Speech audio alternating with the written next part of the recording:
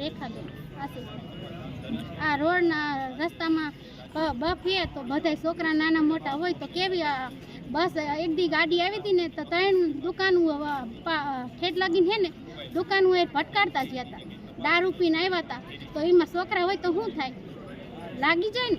આ જોઈ બેનું અહીંયા જો નખ ભરાયા ઓઠ ઉપર માર્યું અને અહીંયા એમ કહેતા રણમાં મૂક્યા ધોકાવી છે બધી ન્યા પૂર રાખીને ખાવા નથી દેવું. મેં ન ખાવા દો કાંઈ નહીં ત્યાં રહીશ. અમારે બમ્પની જ તે બમ્પ કાઢવા નથી દેવાના, અમારા છોકરા નાના હોય ક્યાં રસ્તામાં અમારે વાડીએ જવાનું હોય કોણ રાખે નજર. મારું નામ શિલ્પાબેન સુરેશ. અમે ના પાડી બફ કાઢો તોય જબરજસ્તી બફ કાઢી. અમારા બાળકો નાના રસ્તામાં રખડતા હોય કોઈ લગાડીને વહી જાય તો એની જવાબદારી કોણ લે? અમારા છોકરા અમે આખો દી વગડો અમે વહી જઈએ, છોકરા નાના મોટા અમે તૈયાર કરી દઈ ઘરેથી, પછી એમ કે તમારી મેળે નિશાળ વહી જઈજો.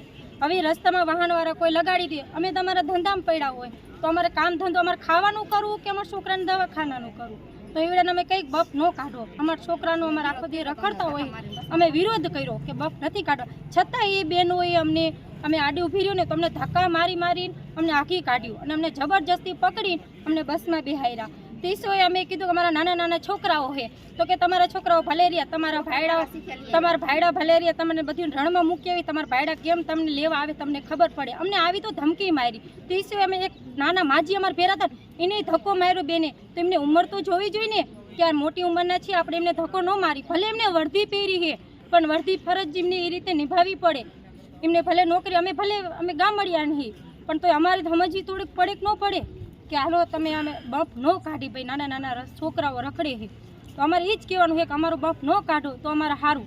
અમારે કાયમ કામ ધંધો કરવાનો હોય, અમે કંઈ ઘરે તો રહી નહીં કે અમને હાલો એમના ખોડામાં નોકરી પગાર આવે છે ભાઈ અમારા છોકરાઓ અમે બધું કરી લઈશું.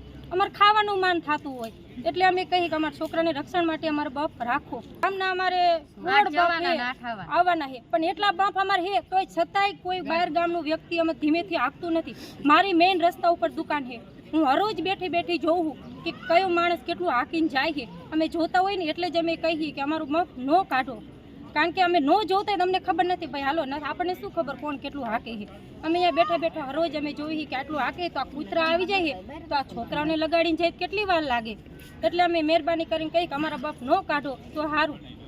આજરોજ અમારા ગામની અંદર અમારા ગામ તળમાંથી રસ્તો પસાર થાય છે જે જિલ્લા મથકનો રસ્તો ગણાય, 22 ગામને જોડતો જિલ્લા મથકનો રસ્તો ગણાય. એમાં 8 સ્પીડ બ્રેકર છે.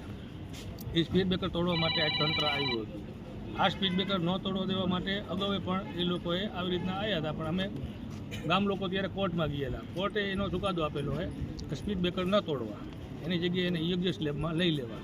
એ પછી માર્ગ અને મકાન વિભાગના અધિકારી દ્વારા એ બમ્પને યોગ્ય સ્લેબમાં લીધેલા છે. આજની તારીખમાં એ લોકોએ તંત્ર દ્વારા આવી ગામમાં ગ્રામ પંચાયતને અથવા ગામમાં કોઈ પણ જાતની જાણકારી કર્યા વિના આવી અને સ્પીડ બ્રેકર ગામને તોડી નાખેલ છે. અમે એમને કોર્ટનો હુકમ પણ બતાવેલો, કોર્ટના હુકમને એમને કોઈ માન્ય અમારું રાખેલું નથી. અમે એ લોકોને સાહેબોને એવી પણ વિનંતી કરેલી હતી કે તમે અમને બાયપાસ આપી દેવાના, બાયપાસ આપો તો અમે બધા બમ્પ તમતા કાઢી નાખવા તૈયાર છીએ. અમારા ગામને એ વચ્ચે રસ્તો પસાર થાય તો એ પ્રાથમિક શાળાના એમાં 70 થી 80% બાળકો એ રસ્તેથી હાલે. તો એ બાળકોને કાલે અવર કાંઈ નુકસાન થશે, કોઈ વૃદ્ધ માણસને નુકસાન થશે, તો કોઈ પણ વ્યક્તિને નુકસાન થશે તેની જવાબદારી કોણ લે છે? સ્પીડ બ્રેકર શેના માટે છે? વાહન ધીમું હાંકવા માટે. તો સ્પીડ બ્રેકર મહત્ત્વના છે કે કોઈનો જીવ મહત્ત્વનો? અમે એ સાહેબને વિનંતી કરી હતી, સાહેબે અમારી કોઈ પણ અરજીનો સ્વીકાર કરેલો નથી. સમસ્ત ગામના બધા પોલીસ સ્ટેશન આવ્યા છે અને અમારા ગામના લેડીઝને પણ આ પોલીસ સ્ટેશન એ લોકો બળજબરીથી ગાડીમાં બેહારીને લઈ આવ્યા છે અને એ લોકો સાથે મારામારી પણ કરેલી છે.